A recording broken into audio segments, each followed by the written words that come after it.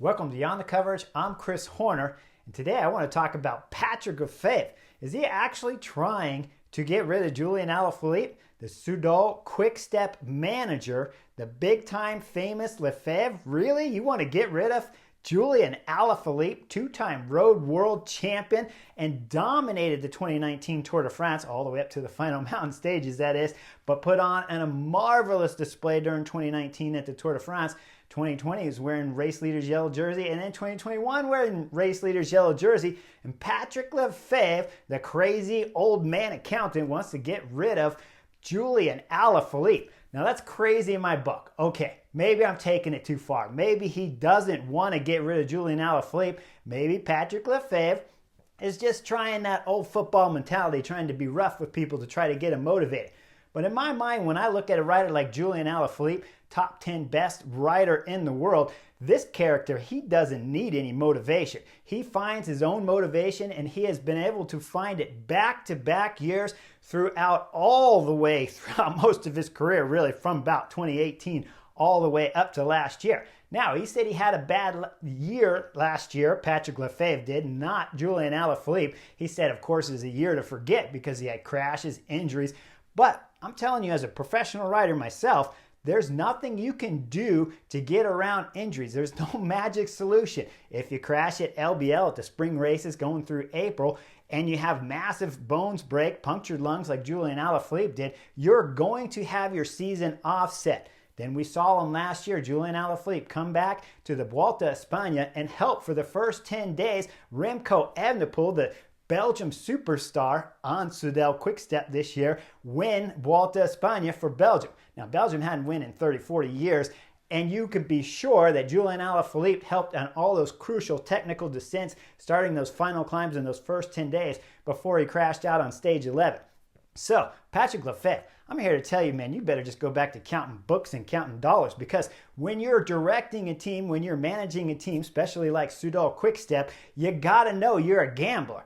If riders crash, any riders that is, for that matter. When we look at last year, we can sit here and say Primož Roglič had a bad year too, but when you really dissect it, Primož Roglič is the second best rider in the world, and there's no way you'd want to get rid of a rider such as that quality, and Julian Alaphilippe is almost that quality.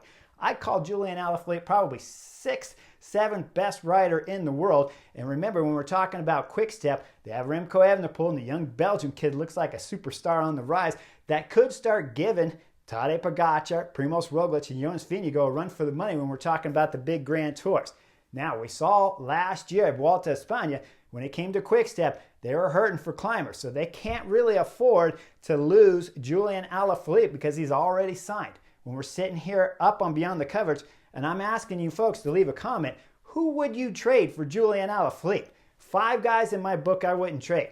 I wouldn't trade Tadej Pogačar, Primož Roglič, Jonas Vingegaard, Remco Evenepoel, of course, and he's already on Quick-Step, and I wouldn't trade Wout van Aert. But aside from those riders, why would you want to upset Julian Alaphilippe, who has shown through multiple seasons throughout his career that he knows how to stay motivated, he knows how to work for the team. You only have to go back to last September's Vuelta a España to see him on the front for Remco Evenepoel, again bringing Belgium a victory in a Grand Tour for the first time in 4 decades. Why would you want to upset that? Now, when I look at Patrick Lefevere, and you'll say, Chris, he just wants to motivate the guy. Okay, we saw that with Sam Bennett, right? Nope, Sam Bennett didn't like that kind of talk, and Sam Bennett left. Now we see Sam Bennett still winning big-time races throughout last year's Vuelta a España, and then, of course, he's already started winning early in this 2023 season. So when I look at Patrick Lefevere's comments, I just think of a ridiculous old man sitting there making ridiculous comments to try to possibly motivate Julian Alaphilippe. Or who knows, maybe he's just lost the budget and he needs to find that $2 million back so he could pay all his riders the money. Now, one other thing I want to talk about before I go here on Beyond the Coverage, it has to be Michael Matthews and, of course, Jaco Alaphilippe, their team there at the Tour Down Under, the catastrophic mistake that they made on stage 2. Michael Matthews going in to Tour Down Under is the big-time favorite to win the general classification. And then on stage 2, the stage that Rowan Dennis wins up there in the breakaway of 5 riders, when we see just before Jay Vine throws in that big attack, it's Michael Matthews coming off the back and not a single teammate there around him.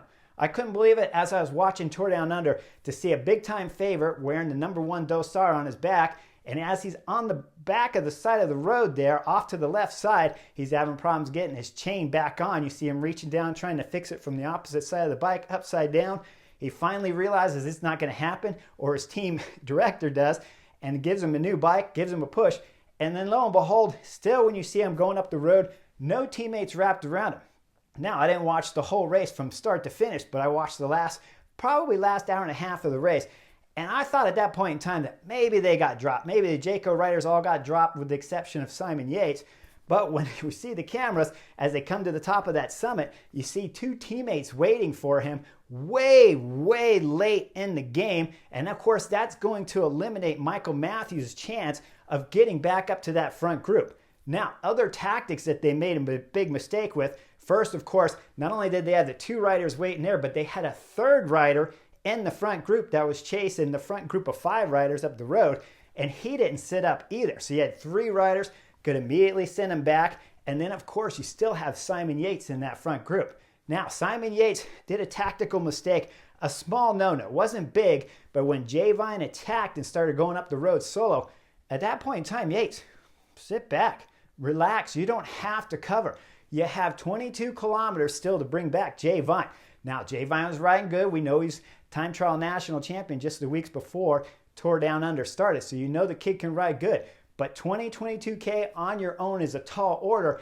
And remember, as long as Jay Vine had stayed up there solo and nobody else goes across, Simon Yates doesn't have to be the next rider to go across, because once Simon Yates goes across, of course, then you see Rowan Dennis, Jai Hindley, the Giro d'Italia champion, and Mario Schmid. They all hit the panic button. They go across too. Next thing you know, you got 4 guys up there rotating through brilliantly, and Simon Yates sitting on. Now, there could be a little bit of chemistry disruption with Simon Yates sitting on, and hopefully that could slow it down. But guess what? If Simon Yates never jumps across, maybe, just maybe, I don't have the crystal ball, but I've seen it done many times throughout my 25 years of pro. Once that one rider's up there, the other riders, Rowan Dennis, maybe I don't feel so good. I don't have to go across to one guy up there, Jay Vine. We'll catch him over the top, because the climb's only 1.5 kilometers, 2 kilometers long. How much time can he gain? So if that group slows up a little bit, next thing you know, Michael Matthews with his 3 teammates back there chasing, they get him back on. They close the gap, no problem, up there to Jay Vine. We saw Alberto Bettiol cramping like crazy on that day. Possibly he makes it back on there and holds the jersey. Most likely what it looked like to me, though, Alberto Bettiol looked like he was done, cooked to a crisp, and he would have lost some time bonuses there and probably got split off at the finish. That would have put Michael Matthews from Jayco Alulula there in the race leader's jersey at Tour Down Under. Now all of a sudden, Jay Vine's got to go on the attack again. Simon Yates gets a free ride to sit on every time. The teammates look after Michael Matthews the way they should have, and all of a sudden Michael Matthews and Jayco have a shot, a legitimate shot of winning with either Michael Matthews or Simon Yates sitting on. And we go back to that finish of that stage 2 when Rowan Dennis won. Simon Yates still started pulling with about 4 kilometers to go and pulling hard. At that point in time, he still had the card to be able to sit on. Didn't see any arguing going on there yet to force him to chase. If he sits on, if he wins the stage, all of a sudden we're talking time bonuses and he's closer to Jay Vine too. So everything I saw from Michael Matthews throughout stage 2, especially all the crying and whining that he had to Magnus Sheffield about crashing him and knocking his chain off, I thought was absolutely ridiculous. When you look, if you back up the film just a couple K before Michael Matthews has the chain drop, you look and see how the way a team actually gets their race leader back on, because it's Kofi that's in the picture, right? They're all back there riding for Victor Lefevere, going full gas to bring him back onto the group. And I can't see them on video passing Michael Matthews, but it had to be at just about the same moment. So if Victor Lefevere can get up there to the front group and finish at the same time as the guys behind the front group of 5, only a few seconds off on that stage, you got to believe Michael Matthews could have got up there. Simon Yates sits on, hesitates just that little bit longer for that last 4 kilometers. Everything comes back together. Jayco Alulula is wearing the race leader's yellow jersey, and we wouldn't seen all that crying and blaming on Magnus Sheffield for Michael Matthews. Now, that's just my take here on Beyond the Covers. It's been an enjoyable winter time for me. It's time to get back to work. Make sure you guys like and subscribe, and I'll see you on the next edition of Beyond the Coverage.